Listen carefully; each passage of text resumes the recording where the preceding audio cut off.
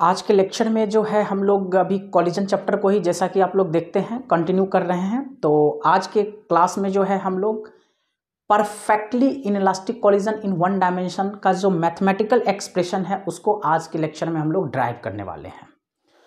तो जैसा कि पिछले लेक्चर में हमने elastic collision in one dimension में देखे थे कि कॉलिजन के बाद जो पार्टिकल का वेलोसिटी होगा उसका एक्सप्रेशन क्या होगा, मैथमेटिकली हम लोगों ने ड्राइव करके देखा था। आज के लेक्चर में हम लोग perfectly inelastic collision in one dimension में मैथमेटिकल एक्सप्रेशन को हम लोग देखने वाले हैं। तो बेसिकली जैसा कि आप लोग कैरेक्टरिस्टिक्स जानते हैं कि परफेक्टली इनइलास्टिक कॉलिजन का क्या क्या कैरेक्टर होता है। मोमेंटम कंजर्व होता है लेकिन काइनेटिक एनर्जी कंजर्व नहीं होता है। तो अगर काइनेटिक एनर्जी कंजर्व नहीं होता है तो ऑलरेडी इनइलास्टिक कॉलिजन के अंदर होता क्या है, there is a loss of energy. यानी कि इस कॉलिजन के अंदर एनर्जी का कॉलिजन के दौरान क्या होता है, लॉस होता है। तो लॉस किसका होता है, काइनेटिक एनर्जी का लॉस होता है।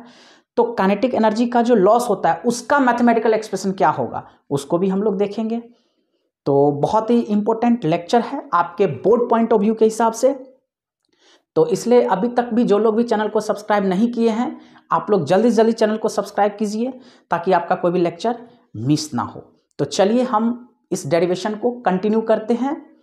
एक्सप्रेशन किसका निकालने जा रहे हैं हम लोग, perfectly inelastic collision in one dimension के अंदर जो हमारा लॉस इन काइनेटिक एनर्जी होता है उसका हम लोग मैथमेटिकल एक्सप्रेशन देखने वाले हैं। और साथ ही साथ काइनेटिक एनर्जी का जो रेशियो होता है वो भी हम लोग आज के लेक्चर में उसका भी मैथमेटिकल एक्सप्रेशन देखने वाले हैं।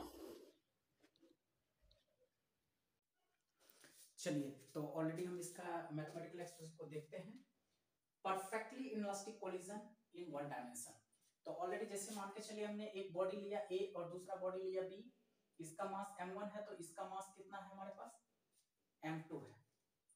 इनिशियली ये किस वेलोसिटी के साथ मूव कर रहा है, u1 वेलोसिटी के साथ मूव कर रहा है। बट ये जो बी बॉडी है जिसका मास m2 है वो इनिशियली कहां पे, एट रेस्ट पे है। तो ऑब्वियस सी बात है जो इसका u2 होगा, जो इसका इनिशियल वेलोसिटी होगा वो 0 होगा क्योंकि ये तो रेस्ट पे है। ये हमारा सीन कब है, बिफोर कॉलिजन। आफ्टर कॉलिजन क्या होगा, क्योंकि परफेक्टली इनइलास्टिक कॉलिजन है। तो जैसा कि थ्योरेटिकली जब हम आपको पढ़ाए थे तो आपको बताए थे कि परफेक्टली इनइलास्टिक कॉलिजन में क्या होता है कि after collision both body stick together होता है। यानी कि जब ए बॉडी बी के साथ कोलाइड होगा तो दोनों क्या होगा, स्टिक टुगेदर हो जाएगा। तो जब दोनों बॉडी आपस में एक दूसरे के साथ चिपक जाएगा तो behaves like a single body और moving with the common velocity. तो वही चीज है यहाँ पे आफ्टर कॉलिजन क्या हो जाएगा, जो बॉडी ए है वो बी के साथ कॉलिजन के दौरान क्या होगा, स्टिक टुगेदर हो जाएगा और it behaves like a single body and moving with the common velocity. तो ये जो v है ये क्या है, दोनों बॉडी का वेलोसिटी। दैट मींस ये बॉडी जो है आफ्टर कॉलिजन कॉमन वेलोसिटी के साथ क्या कर रहा है, मूव कर रहा है।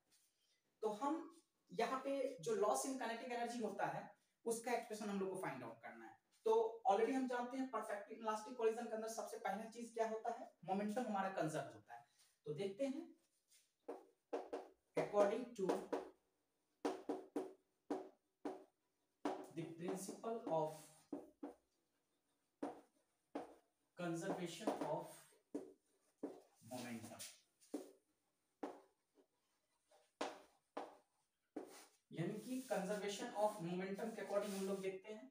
तो initially m1 u1 plus m2 into 0 is equal to हमारे पास क्या हो जाएगा, m1 plus m2 it behaves like a single body into v। तो this implies m1 u1 is equal to हमारे पास क्या हो जाएगा, m1 plus m2 into v। यहां से हम क्या फाइंड आउट कर सकते हैं, बहुत ही सिंपल सी बात है, हम यहां से कॉमन वेलोसिटी फाइंड आउट कर सकते हैं, इसमें कोई दिक्कत नहीं होनी चाहिए। तो v इज इक्वल टू हमारे पास क्या हो जाएगा, m1 u1 अपॉन में m1 प्लस m2। यहां से हमारे पास क्या आ गया, कॉमन वेलोसिटी। अब ये तो पहला कैरेक्टरिस्टिक्स हमने देख लिया। इनइलास्टिक कॉलिजन का सबसे पहला कैरेक्टरिस्टिक क्या था कि मोमेंटम हमारा कंजर्व रहता है।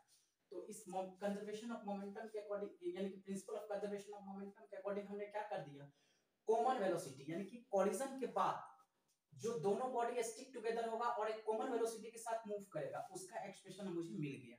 v इज इक्वल टू हमारे पास क्या हो जाएगा, m1 u1 अपॉन में क्या हो जाएगा हमारे पास m1 प्लस m2। अब हमें नेक्स्ट लॉस इन एनर्जी होता है, इनइलास्टिक कोलिजन का क्या होता है, काइनेटिक एनर्जी का लॉस होता है। तो चलिए हम लोग देखते हैं लॉस इन काइनेटिक एनर्जी। यहीं पे हम लोग फाइंड आउट करते हैं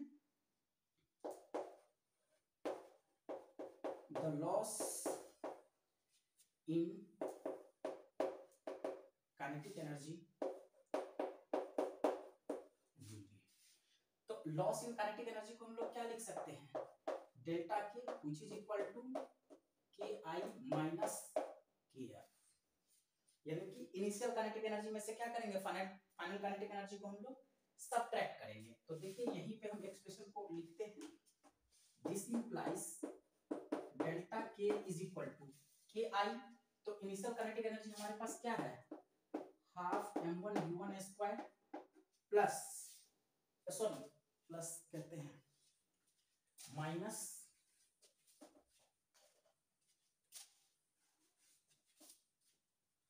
यानी कि के आई हमारे पास क्या हो गया, half m1 u1 square minus K F, that means final kinetic energy, that means after collision.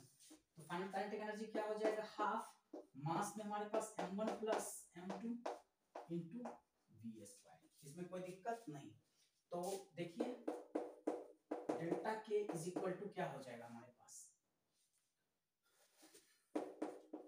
Half m1 u1 square minus half m1 plus m2 into we square. तो v का एक्सप्रेशन हमारे पास क्या है, m1 u1 अपॉन में m1 plus m2। तो इसका direct मैं स्क्वायर करूंगा तो क्या लिख सकता हूं, m1 square u1 square upon में m1 प्लस m2 का स्क्वायर। आई होप इसमें कोई दिक्कत नहीं। तो आप यहाँ पे बेसिकली देख सकते हैं, ये जो m1 प्लस m2 का टर्म है और ये जो स्क्वायर है ये कैंसल आउट हो सकता है। तो दिस इंप्लाइज डेल्टा के इज इक्वल टू हम क्या लिख सकते हैं, half m1 u1 square minus half, ठीक है। और ये हमारे पास क्या हो जाएगा, m1 square u1 square upon हमारे पास क्या आ जाएगा, m1 प्लस m2। तो दिस इंप्लाइज डेल्टा के इज इक्वल टू, अगर हम यहां से हाफ को कॉमन ले लेते हैं, किसको कॉमन ले लेते हैं, हाफ m1 u1 स्क्वायर को कॉमन ले लेते हैं, हाफ m1 u1 स्क्वायर को कॉमन ले लेते हैं। चलिए यहाँ पे दिखेगा, आई होप हम आपको ऊपर ही लिख देते हैं ताकि आपको समझने में कोई दिक्कत नहीं हो।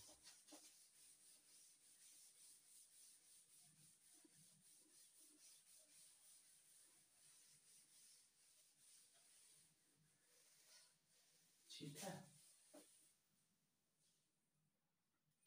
चलिए तो देखते हैं हम लोग, दिस इंप्लाइज डेल्टा के इज इक्वल टू हमारे पास क्या हो जाएगा, ऑलरेडी हमने देखा यहाँ पे इस एक्सप्रेशन पे देखिए, half m1 u1 square minus हमारे पास कितना हो जाएगा, half m1 square u1 square upon में क्या है हमारे पास m1 प्लस m2। तो दिस इंप्लाइज डेल्टा के इज इक्वल टू हम क्या करते हैं, हाफ m1 u1 स्क्वायर को कॉमन ले लेते हैं। तो यहाँ बच जाएगा 1 माइनस, अब ये देखिए m1 है ये u1 स्क्वायर है, तो यहाँ पे तो सिर्फ क्या बच जाएगा, m1 अपॉन में हमारे पास क्या बच जाएगा, m1 प्लस m2। तो इसको फर्दर अगर मैं सॉल्व करूं तो हमारे पास क्या आ जाएगा, half m1 u1 square, LCM लेंगे तो हमारे पास m1 plus m2 minus m1 divided by m1 plus m2 आ जाएगा, जिसमें m1 और ये m1 कैंसिल आउट हो जाएगा। तो हमारे पास क्या बचेगा, half m1 u1 square into सीधे हमारे पास क्या बच जाएगा, m2 अपॉन में m1 प्लस m2। ठीक है, तो दिस इंप्लाइज ये हमारे पास डेल्टा के निकल गया, डेल्टा के। तो फाइनली डेल्टा के इज इक्वल टू हमारे पास क्या आ गया, हम इसको आसानी से लिख सकते हैं, देखिए अरेंज करके अगर लिखें m1 into m2, sorry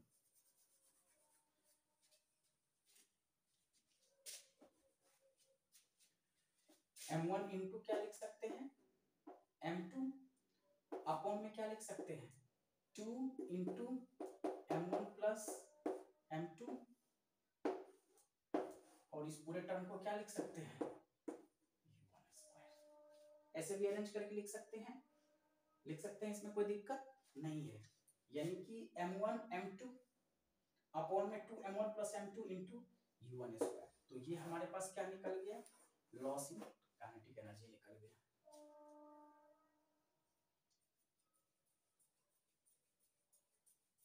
I hope आपको कोई समझने में दिक्कत नहीं होगी। डेल्टा के हमारे पास क्या आ गया, m1 m2 अपॉन में 2m1 into m2 u1 square.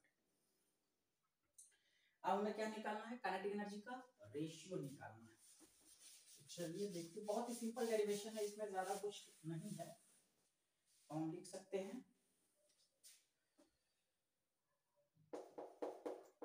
Now ratio of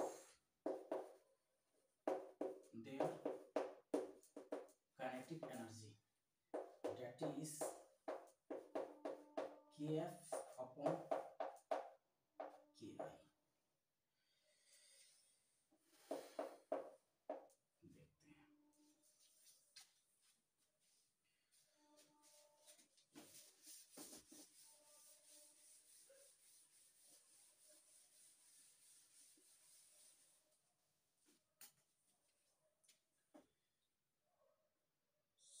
so kf upon में ki इज इक्वल टू क्या हो जाएगा, half m1 plus m2 into we square upon में हम क्या लिख सकते हैं, half m1 u1 square.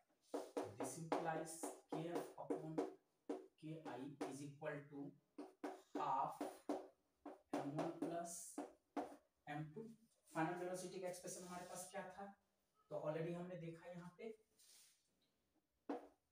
m1 square u1 square upon में m1 प्लस m2 का होल स्क्वायर।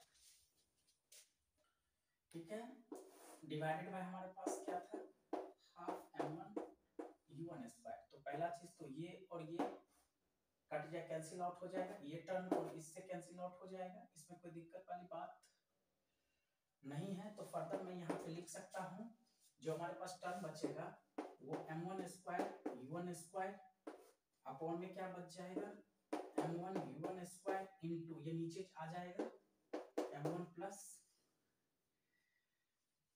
m2। तो देखिए ये पूरे टर्म इससे कैंसिल आउट हो जाएगा। तो हमारे पास जो टर्म सिंपली बचेगा वो हमारे पास क्या बचेगा, काइनेटिक एनर्जी का रेशियो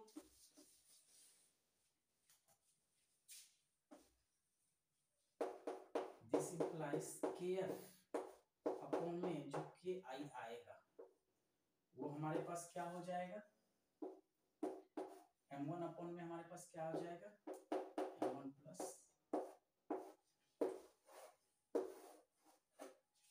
तो ये हमारे पास क्या आ जाएगा, रेशियो ऑफ काइनेटिक एनर्जी। तो इसमें ज्यादा कुछ नहीं, देखिए इसमें कंडीशन आ जाता है कि kf अपॉन में ki, यानी कि अगर ये अप्रोक्सीमेटली लेसर देन 1 होगा, आर्गुमेंट में पॉइंट आउट, तो kf अपॉन में ki का जो वैल्यू होगा अप्रोक्सीमेटली इक्वल टू क्या हो जाएगा हमारे पास, 0 हो जाएगा।